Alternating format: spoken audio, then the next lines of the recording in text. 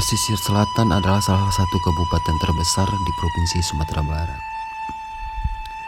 dengan Painan sebagai pusat kota atau pusat pemerintahannya.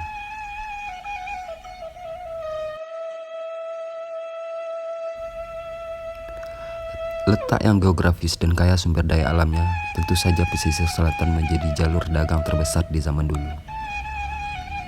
Berhadapan langsung dengan Samudra Hindia dan 3 pulau besar di depannya.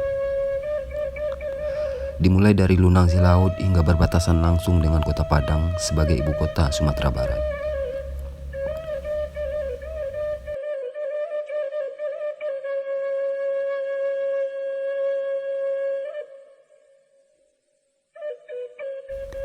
Tapi ini Teluk Mandeh yang akan kita bahas dalam cerita kali ini.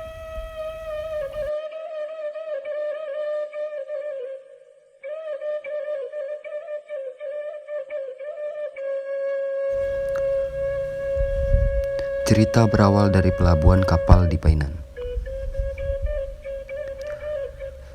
Dahulunya, pelabuhan Painan adalah pelabuhan tersibuk dan terpadat yang ada di pesisir selatan Sumatera Barat.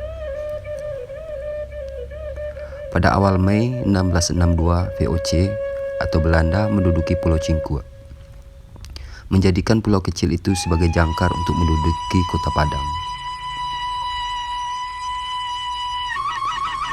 Dan keperluan perdagangan rempah-rempah, cengkeh, pala, lada, dan juga pengelolaan tambang emas Salido.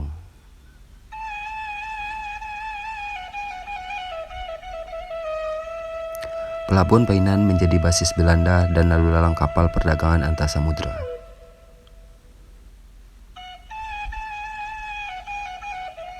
Kapal-kapal pedagang Eropa yang lalu lalang melewati Samudra Hindia di depan Kabupaten Pesisir Selatan. Saking padatnya pelabuhan ini, kapal-kapal pun harus mencari tempat untuk pemberhentian sementara.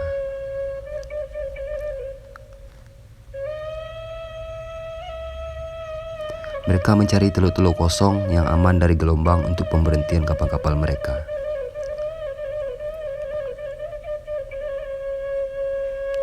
Kapal-kapal itu pun banyak berlabuh di pesisir Teluk Tarusan. Karena di sekitar pesisir Teluk Tarusan banyak teluk aman dan indah untuk berlabuh dan pemberhentian kapal-kapal.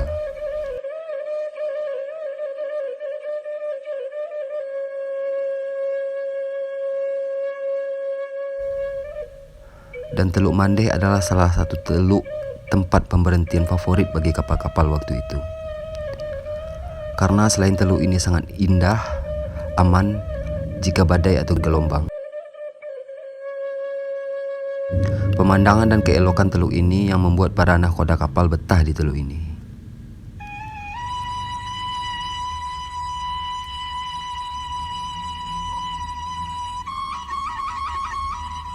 Singkat cerita, berlabuh, kapal menyender atau menepi dalam bahasa Minang disebut Maandeh.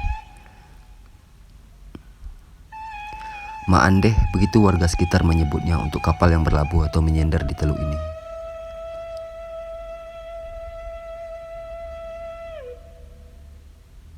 Teluk yang indah, yang belum berpenghuni, bahkan belum punya nama, hanya bagian dari tempat maandehnya kapal-kapal. Teluk yang indah, nyaman dan aman adalah tempat berlabuh kapal-kapal dagang kala itu.